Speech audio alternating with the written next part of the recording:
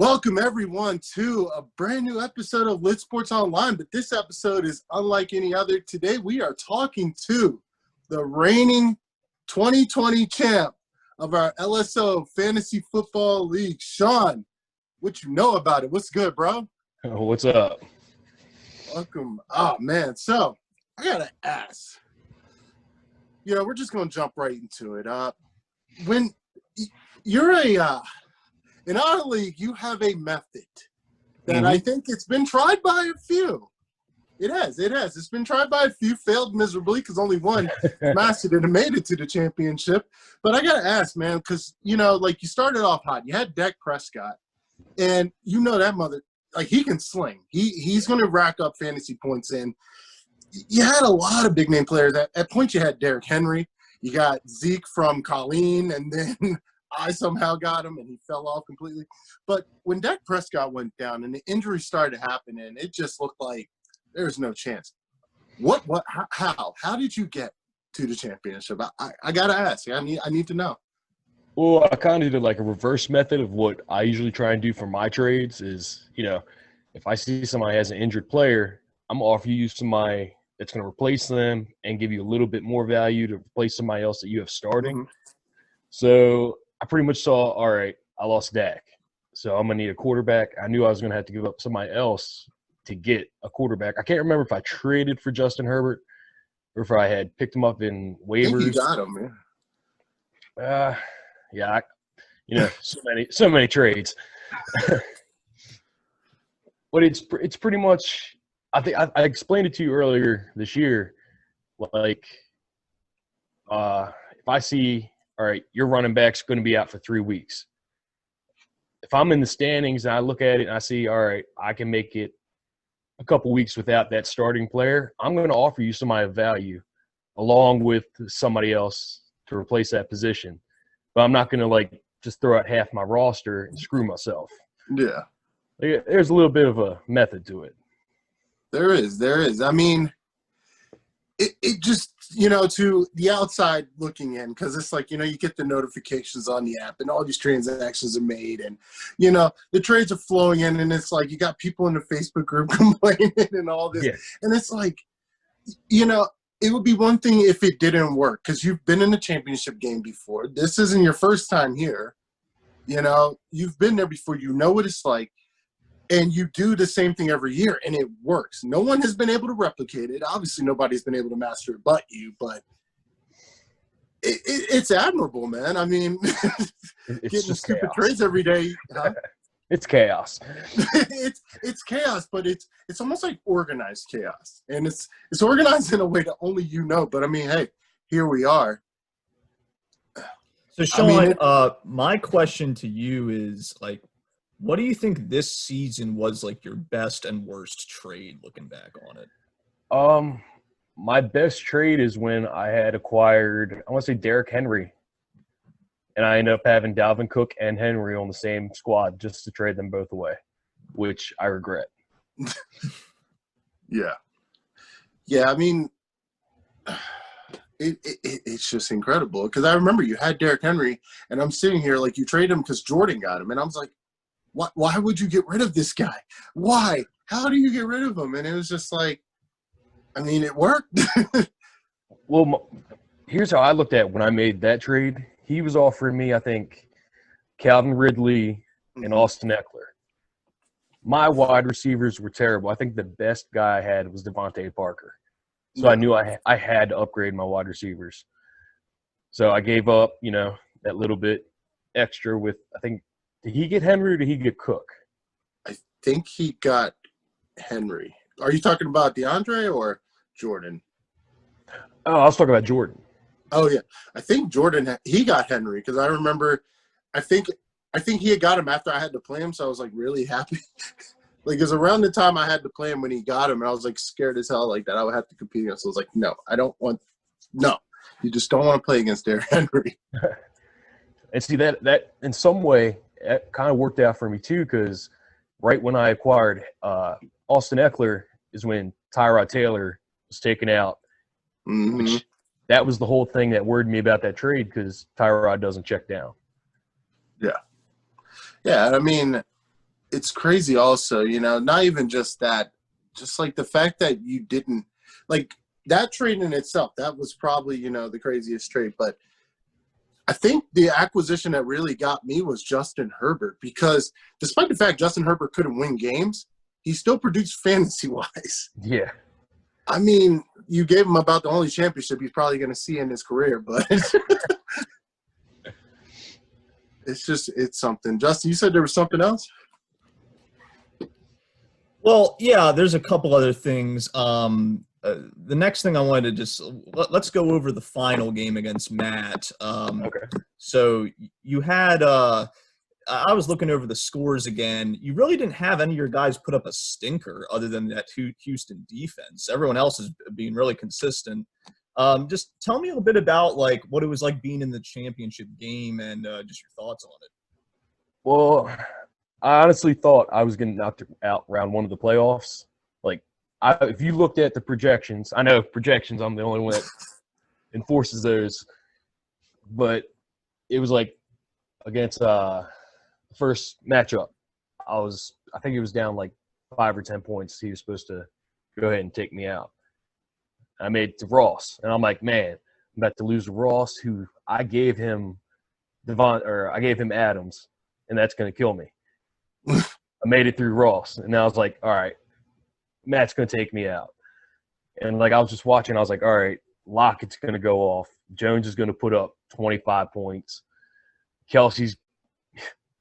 I thought Kelsey was going to get him at least 30. But it was like each player he was putting out a good number, I was matching it. And then he got to, like, I think it was A.J. Brown. And I think he put out, like, 8 points. I was like, all right, this is where I can get ahead a little bit. But it was, like, down to, like, the last game. Like, I was watching the Bills play, and I'm like, come on. Because he had the Bills defense. I had the Bills kicker. It was just, like, back and forth, back and forth. Right, and at that point, you just wanted to hope it wasn't one of those Bills defense performances where they put up, like, 30, 40 points. Exactly. That's what I was worried about. Yeah. Well, Sean, the one other thing I wanted to ask you about is we did hear through the grapevine that you attempted to make a deal with your opponent in the final to split prize money. Yeah. Is that true? And if Yes, it is, what was your line of thinking there? Well, to me, it was like the money didn't really like. It wasn't like me saying, "Hey, you go ahead and lose out, and then we'll split the money." My thing was, all right, $90. It was like $360 for the payout. Yeah. I was like, why not just go ahead and put those two together and split it even? I like it. But did you offer that because you thought, well, based on the projections, looks like I'll lose, or like what was really the thought behind it? No, because I actually offered it to both Matt and Jordan before I even had a matchup. So covering your ass before the games. That's awesome. So this was something you talked about, you discussed before it even got to the final. Yes. It was. I think it was the week before we actually got to the finals. Wow. Interesting. Yeah, I have another league I play in where that's actually kind of commonplace, where the final two teams will discuss like, hey, like, should we just, no matter what, split the final prize?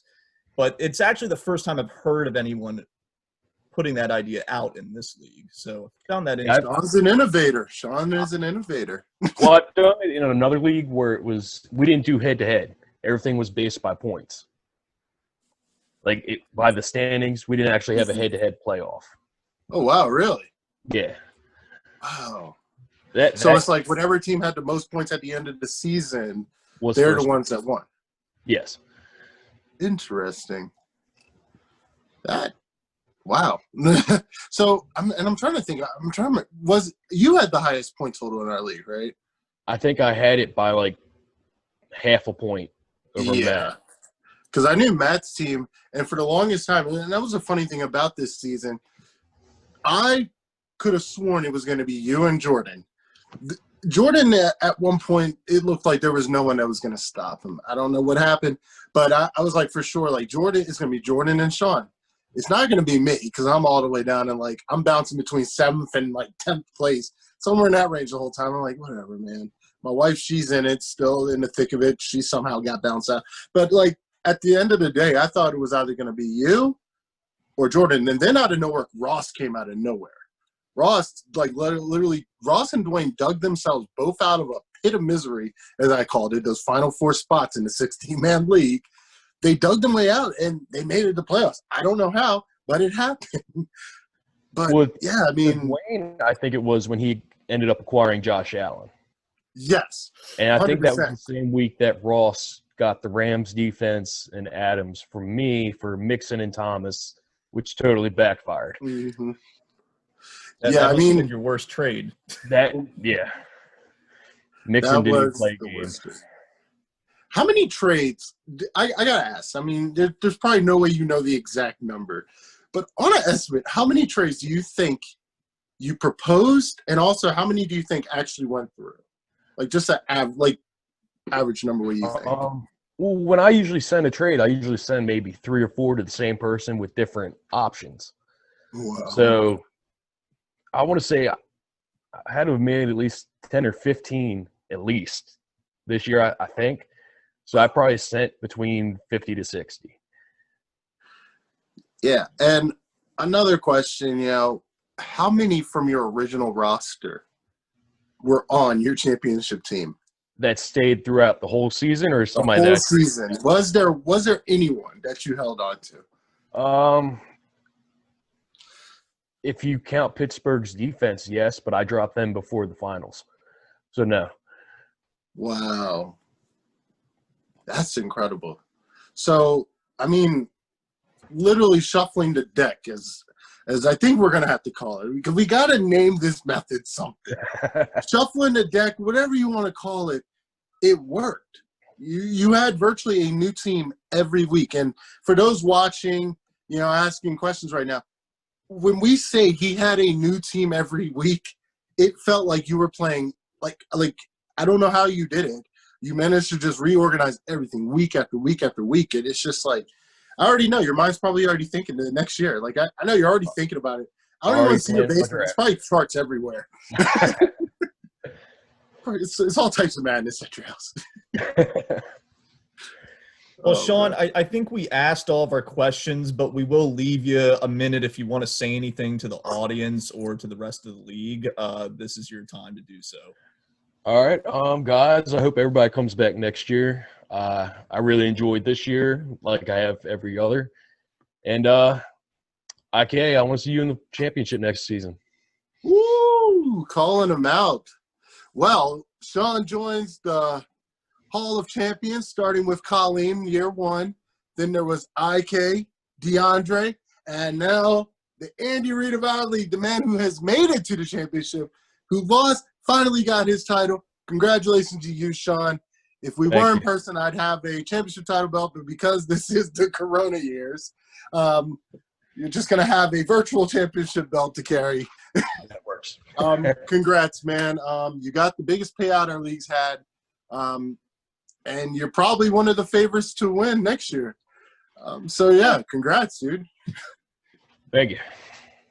Yeah, but so that does it for our show.